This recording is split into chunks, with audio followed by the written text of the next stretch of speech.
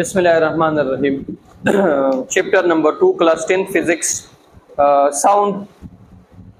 आज हम reflection of sound पढ़ेंगे और उसके बाद फिर Audible frequency range, infrasonic sound, ultrasounds. फिर ये चैप्टर जो है ये इंशाल्लाह ख़त्म हो जाएगा। अगर आप यहाँ पे देखें तो यहाँ पे रिफ्लेक्शन का वर्ड है। कौन सा वर्ड है? रिफ्लेक्शन। फर्ज करें ये हमारे पास एक दीवार है, ठीक है, ये एक दीवार है, यहां पे कोई बंदा खड़ा है, उसकी आवाज जो है वो दीवार के पास आती है, जिसको जो इनसे साउंड आती है उसको हम इंसिडेंट साउंड कहते हैं। इनके साथ टकरा के फिर वापस चली जाती हैं, जिसको हम रिफ्लेक्टेड साउंड कहते हैं। कोई भी आवाज अगर किसी सरफेस के साथ टकरा कर वापस आती है और आप उसे दोबारा सुनते हैं तो ये जो फिनोमेना है, this is reflection of a sound. मैं आप लोग को एक मिसाल दे देता हूं। आप लोग जब किसी खाली हॉल में चले जाते हैं और आप वहां पे कहते हैं कि हेलो, आपकी आवाज वहां पे दोबारा आती है, हेलो हेलो, तो ये जो दोबारा आपको अपनी आवाज सुनाई देती है, ये रिफ्लेक्शन ऑफ साउंड की वजह से होती है। रिफ्लेक्शन ऑफ साउंड जैसे कि आपके पास अगर कोई फर्ज करे एक शीशा है, बस सही था, आपके पास फर्ज करे एक शीशा है, मिरर है, आप धूप के सामने खड़े हो जाते हैं और वो मिरर इस तरह आप रख लेते हैं, तो उस मिरर के ऊपर लाइट पड़ती है और टकरा के उनसे वापस चली जाती है। This is reflection of light. अब अगर एक बहुत बड़ा हॉल है, एक रूम है, या आप पहाड़ों में चले जाते हैं और वहां पे जोर से कोई आवाज करते हैं और आपकी आवाज आपको दोबारा सुनाई देती है, इट मींस कि this phenomena is due to reflection of sound. तो रिफ्लेक्शन ऑफ साउंड क्या है? Bounce back of sound after striking with a hard surface। अगर साउंड की वेव एक सरफेस के साथ टकरा जाती है और उनसे वापस आती है, ठीक है, उनसे बाउंस बैक हो जाती है, उनसे बेंड हो जाती है, तो ये जो फिनोमेना है, this is called reflection of a sound. अच्छा, अब रिफ्लेक्शन ऑफ साउंड जो है, इसके लिए एक चीज नोट करें,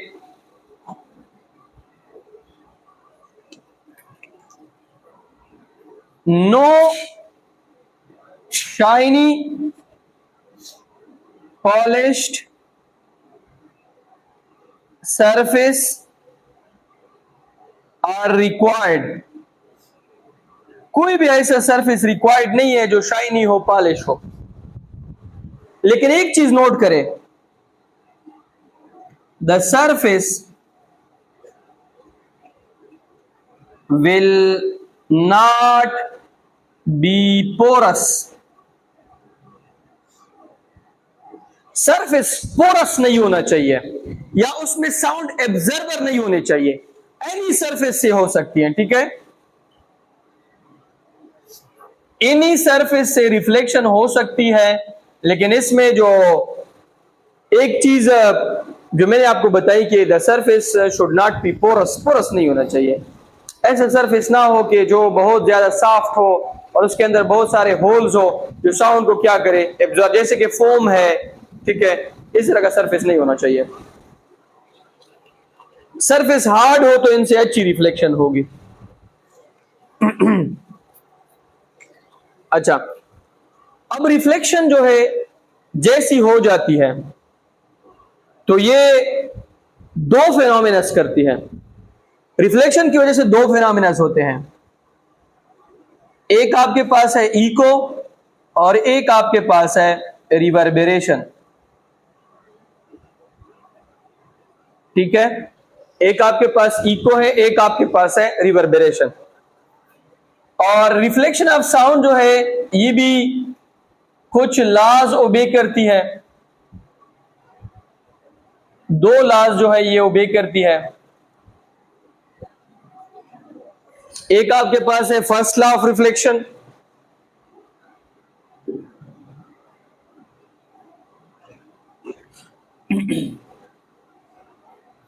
और एक आपके पास है second law of reflection. First law में क्या कहती है कि अगर ये एक सरफेस है, यहां से रे आती है इंसिडेंट रे, फिर रिफ्लेक्ट होके वापस चली जाती है, ये उनका क्या है, नॉर्मल है।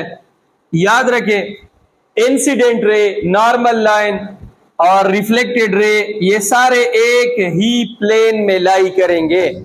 अगर एक्स वाई प्लेन में रिफ्लेक्शन हुई है तो एक्स वाई प्लेन में आपके पास क्या होगी, नॉर्मल लाइन होगी, और इंसिडेंट रे भी इसी लाइन में होगी। ठीक है,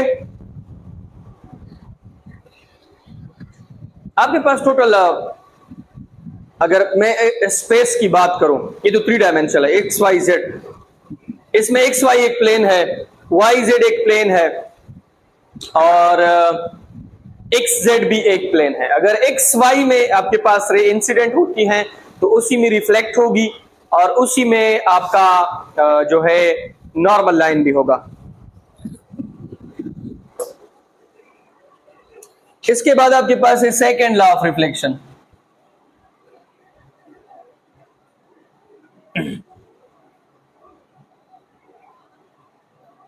सेकेंड लॉ ऑफ रिफ्लेक्शन हमें क्या कहती है कि जिस एंगल के साथ आपकी रे इंसिडेंट होगी उसी एंगल के साथ आपकी रे क्या होगी, रिफ्लेक्ट होगी। Angle of incidence must be equal to angle of reflection. अब एक और चीज अपने साथ नोट करें जो हमारे बुक में नहीं लिखी है, साउंड रिफ्लेक्शन के साथ साथ डिफ्रैक्शन भी करती है।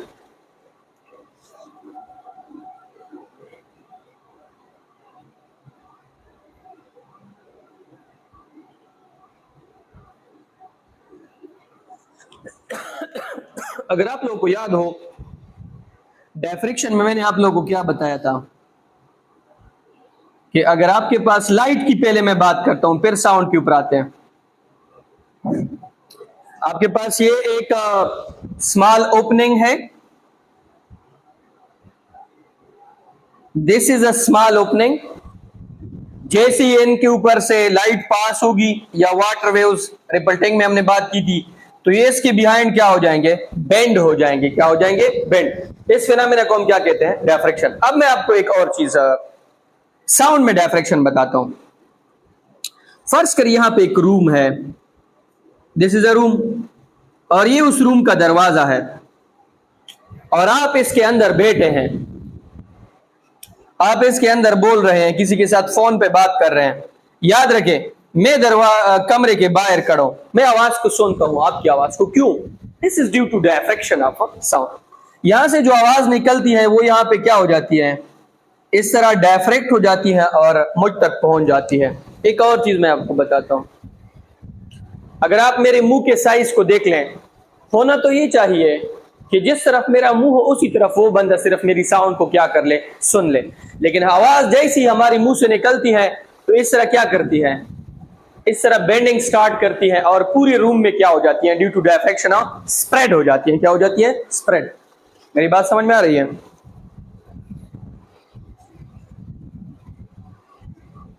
अब आप कहेंगे कि सर अगर हम लाइट और साउंड दोनों में डिफ्रैक्शन है, लेकिन कौन ज्यादा डिफ्रैक्ट होगा?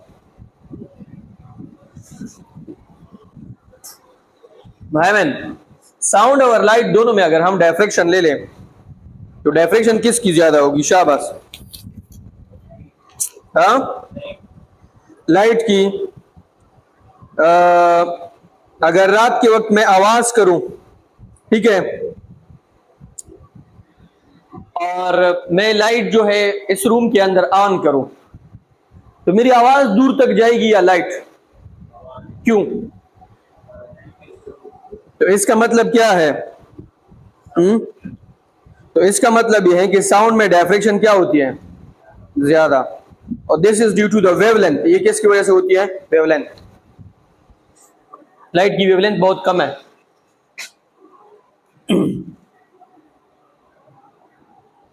अब एक और चीज अपने साथ नोट करें, मेरी साउंड आ रही है, देख रज़वाया, ये आपके पास एक साउंड वेव है, इसकी वेवलेंथ है लैम्डा। अब आप मुझे कहेंगे कि सर ये डायफ्रेक्शन कब करेगा, इधर देख लें। अगर कोई दीवार है, ये आपके पास दीवार है, ठीक है, ये उसकी थिकनेस है टी, अगर लैम्डा उसके बराबर हो तभी आपके पास डायफ्रेक्शन होगी, ठीक है। अगर बराबर ना हो तो आपके पास डायफ्रेक्शन नहीं होगी। रिफ्लेक्शन का मैंने सिंपल बता दिया कि अब मेरे मुंह से जो आवाज निकल रही है, दिस इज इंसिडेंट, वो दीवार के साथ टकराती है फिर वापस चली जाती है, आप इसको दोबारा सुन लेते हैं, this is reflection of sound. Diffraction क्या है कि बाहर कोई अभी दूसरे रूम में है, मैं यहाँ पे लेक्चर दे रहा हूँ, तो ये जो रूम है अगर आप इसमें देखिए, इसमें ओपनिंग है, ये जो दरवाजा है, मेरी आवाज जो है यहाँ पे बहुत सारे छोटे छोटे पार्टिकल्स है एयर में, इनके साथ टकराएगी, इनके साथ भी टकराएगी, और फिर इनके राउंड क्या हो जाएगी, बेंड हो जाएगी, बाहर तक मेरी आवाज जो है वो चली जाएगी। This is due to diffraction of sound. अब दो फिनोमिनस है, एक आपके पास है इको, एक आपके पास है रिवर्बरेशन। इको को हम उर्दू में गूंज कहते हैं, गूंज।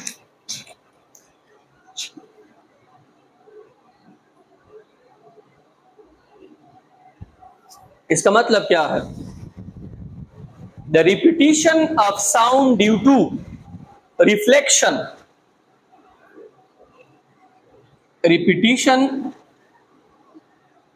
Of sound due to reflection of sound wave from a surface. अगर किसी सरफेस से एक साउंड वेव रिफ्लेक्ट होती है और उसके बाद वो वापस आती है और आप उस आवाज को दोबारा सुन लेते हैं, तो ये जो फिनोमेना है, दिस इज इको। अब हम इसकी एक एग्जांपल कर लेते हैं। फॉर एग्जांपल यहां पे एक सरफेस है, यहां से लेकर यहां तक आवाज आती है, दिस इज इंसिडेंट और दिस इज रिफ्लेक्टेड। अब आपने ये फासला मालूम करना है कि इको जो है वो कितने फासले पर हो सकती है। तो एक डिस्टेंस ये है, एक डिस्टेंस ये है। हमारे पास फार्मूला है V इज इक्वल टू, वैसे तो S बाई टी है, लेकिन यहां पे हम क्या लेंगे, 2S divided by delta T. अगर डेल्टा टी को यहां पे मैं मल्टीप्लाई कर लूं तो 2S is equal to V cross delta T, दोनों साइड को 2 पे डिवाइड कर ले, S इज इक्वल टू के V cross delta T divided by 2। अच्छा, अब इसमें आप वैल्यूज पुट करें, रूम टेम्परेचर पे आप स्पीड ऑफ साउंड ले ले 343, टाइम आपके पास कितना होगा 0.1 सेकेंड डिवाइडेड बाय 2, तो S is equal to 17 metre. Echo के लिए मिनिमम जो फासला रिक्वायर्ड है, एमसीक्यूज के तौर पर नोट करें, वो आपके पास है 17 metre. The minimum distance required for an echo is 17 metre. अब अगर आपसे कोई पूछ ले टाइम, मिनिमम टाइम इको के लिए जो रिक्वायर्ड है वो है 0.1 सेकेंड, ये भी आपके पास एक एमसीक्यूज है। इको के लिए कम से कम टाइम 0.1 सेकंड होना चाहिए और कम से कम फासला आपके पास कितना है, 17 मीटर।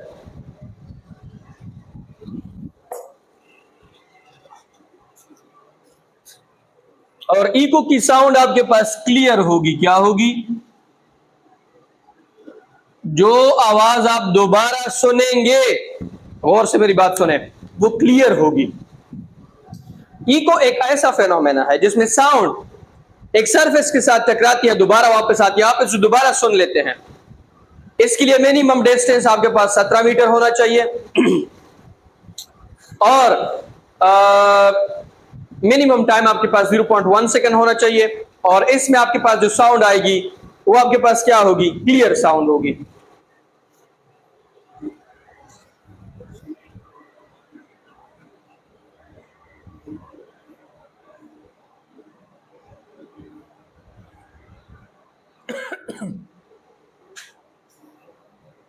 अच्छा, इको के बाद आपके पास है reverberation.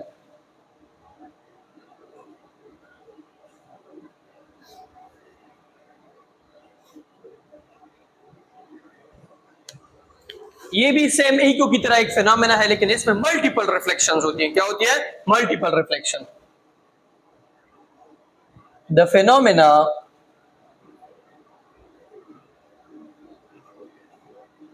occurs due to multiple reflection of sound। वो फिनोमेना जो साउंड की वजह से होता है, रिफ्लेक्शन की वजह से होता है, लेकिन इसमें साउंड मल्टीपल टाइम रिफ्लेक्ट होता है। इसमें और इसमें फर्क क्या है? Not clear sound. इसमें साउंड क्लियर नहीं होता है। मिनिमम टाइम आपके पास 0.1 सेकंड रिक्वायर्ड नहीं है, इससे पहले हो सकता है। और मिनिमम डिस्टेंस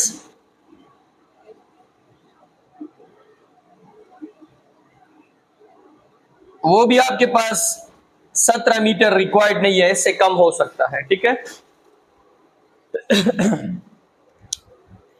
अब इसमें और इसमें फर्क क्या है, इसको सिंपली समझ ले। फर्ज करें आप एक हॉल में चले गए, या आप आजकल मस्जिद, हमारी मस्जिद में बहुत ज्यादा प्रॉब्लम है कि जब मौलाना साहब खुतबा दे रहे होते हैं, कभी कभी उसमें इस तरह की सिचुएशन आ जाती है कि वो एक लफ्ज बोल लेते हैं, वो अभी रूम में या हॉल में या मस्जिद में मौजूद होता है, वो दूसरा भी बोल लेते हैं, वो भी उसमें मौजूद रहता है। वो फिर मल्टीपल रिफ्लेक्शन की वजह से हमें किसी चीज की समझ नहीं आती है। अगर मैं किसी पहाड़ पे चला जाऊं, वहां पे मैं करूं हेलो और दोबारा मुझे हेलो सही तरह के सुनाई दे रहे, तो इको है। अगर मैं मस्जिद में या किसी कंसर्ट हॉल में या किसी और जगह में चला जाऊं, वहां पे बहुत ज्यादा शोर हो, एक बंदा बात करे, उसकी बात मुझे बिल्कुल भी समझ ना आ जाए, बार बार उनकी बात रिपीट भी हो, तो दिस इज अ रिवर्बरेशन। अब इको और रिवर्बरेशन जो है, अगर हमने इसको खत्म करना है, कभी कभी घरों में ये मसले बहुत होते हैं। आप एक कमरे में बात कर रहे हैं, कोई फॉर एग्जाम्पल, तो दूसरे कमरे में वो आसानी से सुनाई देता है। कभी कभी कुछ लोग जो है कमरों में गाने गाते हैं, वॉशरूम में भी गाने गाते हैं। तो ये जो वॉशरूम जो है, उसकी अगर आप लेंथ देख ले, वेट देख लें, उसका साइज देख लो तो बहुत कम है, उसमें फिर आपकी आवाज मल्टीपल टाइम रिफ्लेक्ट हो जाती है। गाने की तो किसी को समझ नहीं आती कि क्या बोल रहे, लेकिन ये उनको समझ आती है कि यहाँ पे कुछ आवाज आ रही है, वो मल्टीपल टाइम रिफ्लेक्ट हो जाते हैं। उसमें इंटरफेरेंस भी होती है, कुछ साउंड एक दूसरे के ऊपर आते हैं, उनका एम्पलीट्यूड बढ़ जाता है, कुछ साउंड एक दूसरे के इफेक्ट को कैंसिल कर लेते हैं, वहां पे फिर साइलेंस आती है। ठीक है। तो ये जो है, अगर हमने इसको खत्म करना है, इसके लिए हम एक टेक्निक पढ़ते हैं, इसको हम कहते हैं एकॉस्टिक प्रोटेक्शन।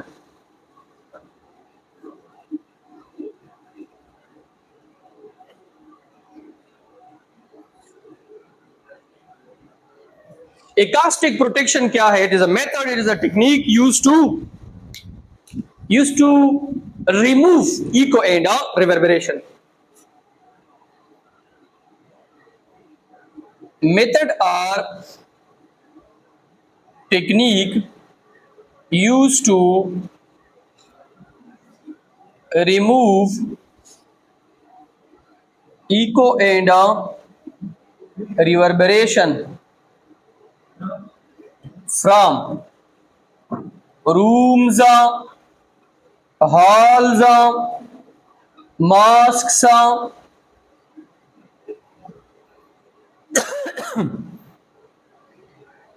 etc.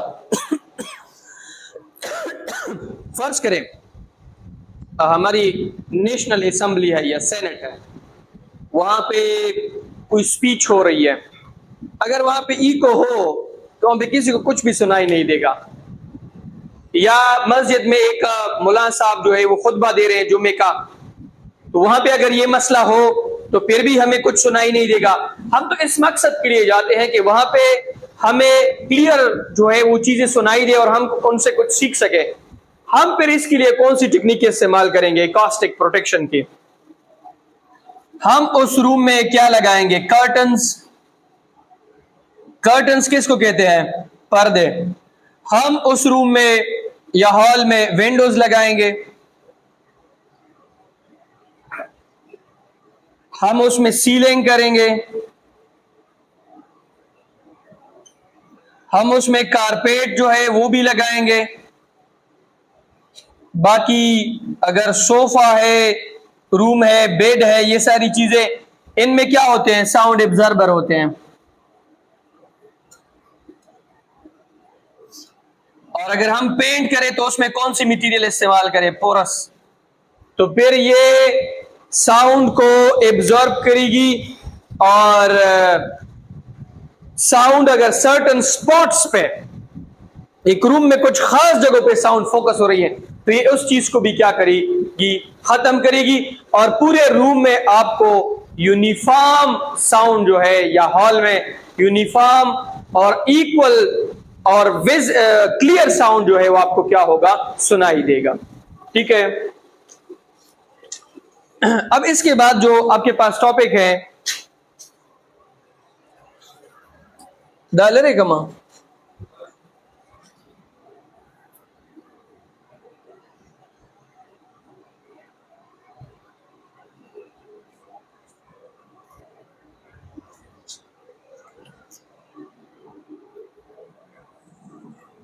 अब इसके बाद आपके पास है types of sound on the base of frequency. Types of sound on the base of frequency. Frequency distribution. हमने साउंड की टाइप्स को पढ़ना है on the base of frequency distribution. Frequency के बेस पे हमने साउंड को फिर 3 कैटेगरीज में डिवाइड किया है।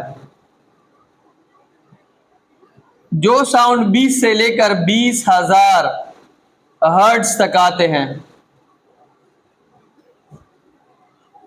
इनको हमने नाम दिया है ऑडिबल। जो इनसे हाई है और जो इनसे लो है, 20,000 से जो हाई है दिस इज अल्ट्रासोनिक।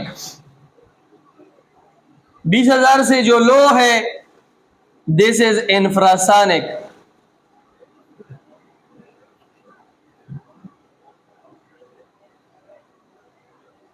ठीक है। वो साउंड्स जो 20 और 20,000 हर्ट्ज के दरमियान है और इनको एक नॉर्मल इंसान आसानी से सुन पाता है, they are audible sounds. Those sounds whose frequency range is in between 20 to 20,000 hertz are audible। ये आपके पास क्या होंगे? ऑडिबल। अब एग्जाम में इस तरह की एमसीक्यूज आ सकती है कि आपसे पूछ सकते हैं कि कौन से साउंड्स ऑडिबल होंगे। शाबाश। 20 के भी कभी कभी लिखा होता है, 20 के का मतलब 1000 होता है।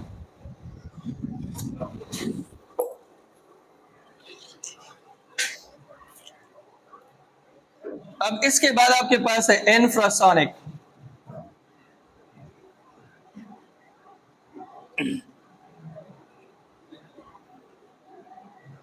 इंफ्रासोनिक साउंड्स कौन से साउंड्स होते हैं? दो sounds whose frequency is below 20 hertz. Those sounds whose frequency is below 20 hertz. ये ऑडिबल नहीं है, not Audible, not Audible, this is not Audible. और ये है कौन से? अर्थक्वेक जो साउंड प्रोड्यूस करती है, या सिंपल पेंडुलम जो साउंड प्रोड्यूस करती है।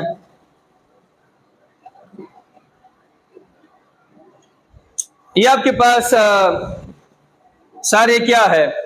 इंफ्रासोनिक। एक क्वेश्चन भी है कि why the sound produced by simple pendulum is not heard. तो आप इसका आंसर किस तरह लिखोगे कि the sound produced by simple pendulum is not heard because its frequency is below 20 hertz, it is infrasonic, and the human ear is not able to detect, to vibrate with this frequency, so it is not audible.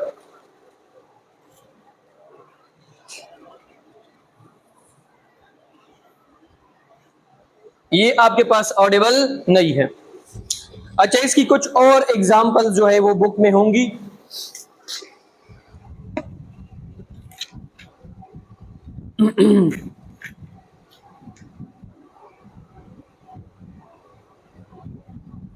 Simple pendulum की example है, earthquake की है।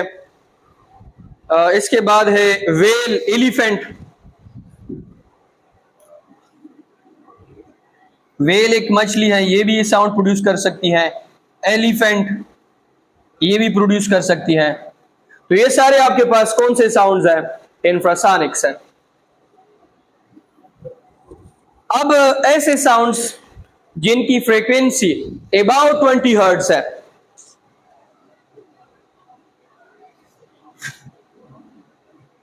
Ultrasonic sounds. Those sounds whose frequency is above 20 hertz, 20 kHz. Those sounds whose frequency is above 20 kHz. ऐसे sounds जिनकी frequency 20 kHz से क्या है? Above है। They are ultrasounds, not audible. इसको हम नहीं सुन सकते हैं। और इनके एग्जाम्पल्स क्या है?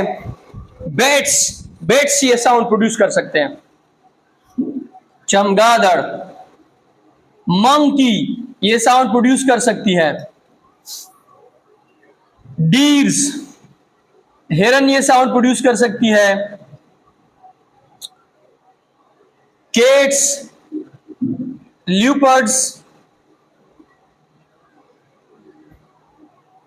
डॉल्फिन एटसेट्रा, ये सारे ये साउंड प्रोड्यूस कर सकते हैं। अब आपको मैं एक की बता देता हूं।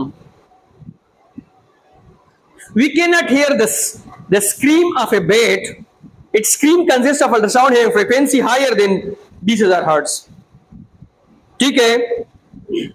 बेट जो है, बेट इसकी 1,50,000 समथिंग है। ठीक है। कैट जो है इसकी भी इस तरह समथिंग है। ठीक है। जिनको हम नहीं सुन पाते हैं एग्जैक्टली, तो मुझे याद नहीं है।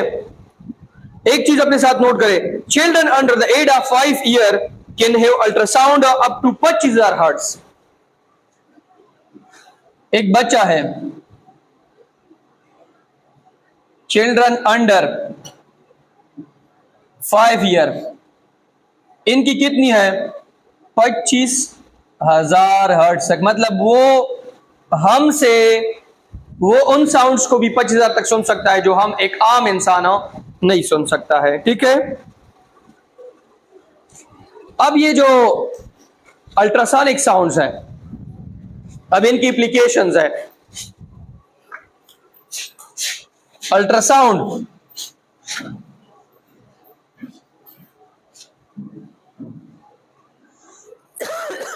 अल्ट्रासाउंड इसकी बेस्ट एप्लीकेशन है।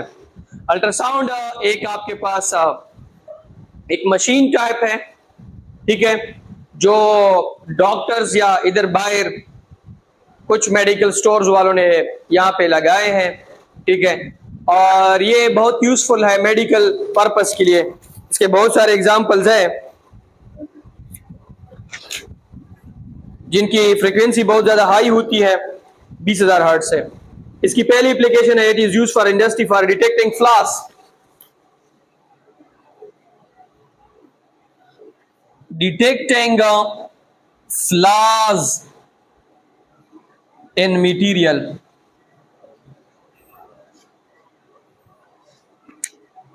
इधर देख लें,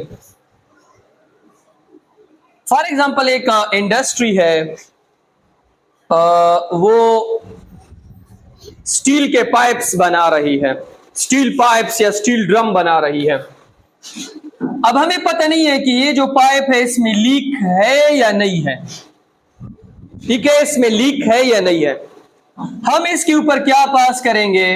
अल्ट्रासाउंड्स।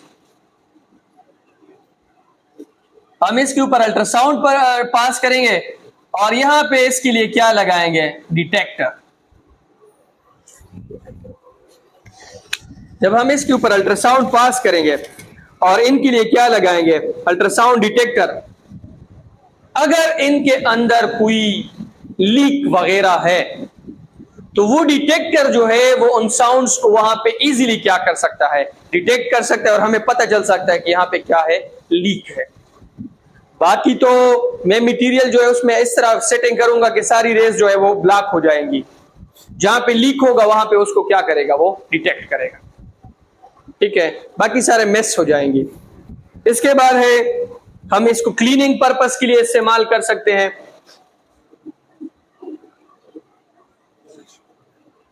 हमारे पास इस तरह एक सॉल्यूशन है, उसके अंदर हमने एक चीज रखी है जिसको मैंने साफ करना है। मैं इस सॉल्यूशन के ऊपर क्या पास करूंगा? अल्ट्रासाउंड्स। अल्ट्रासाउंड इस सॉल्यूशन को वाइब्रेट करेगा, ठीक है, विद हाई फ्रीक्वेंसी। और ये जो जिस चीज को मैंने साफ करना है, इस वाइब्रेशन की वजह से इसके ऊपर जो डस्ट होगी, जो चीजें होगी, वो इनसे क्या हो जाएगी? रिमूव हो जाएगी। इसके बाद है, इसके जरिए हम पेनक्रियाज जो है, किडनी में स्टोन जो है उसकी ब्रेकअप करते हैं। फॉर एग्जांपल एक बंदा है, उसकी किडनी में स्टोन है, तो हम इसके ऊपर क्या करते हैं?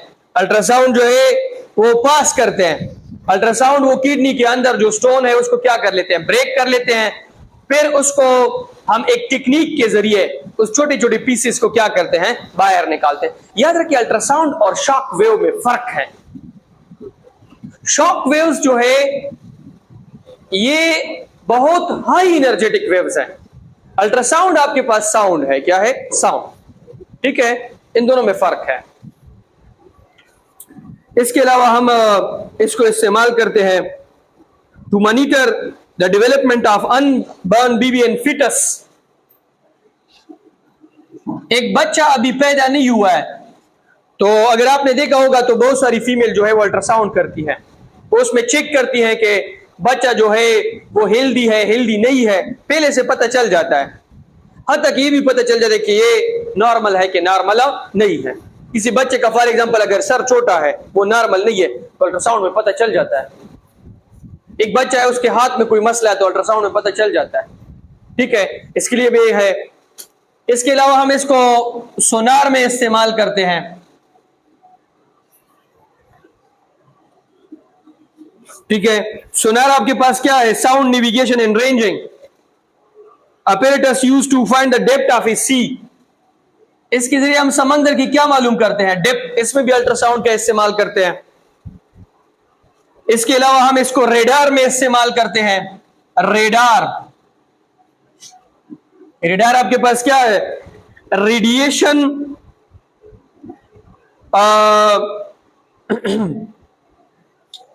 ये आपके पास रेडिएशन जो है, इसमें आपके पास यही अल्ट्रासाउंड होते हैं, ठीक है, इनसे अल्ट्रासाउंड जो रेज है वो निकल जाती है। इसको हम अपनी सरहदों की हिफाजत के लिए इस्तेमाल करते हैं।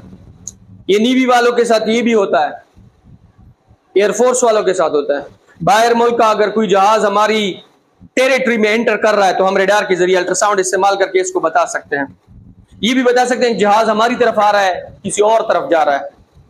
लेकिन अभी एक मसला आया है,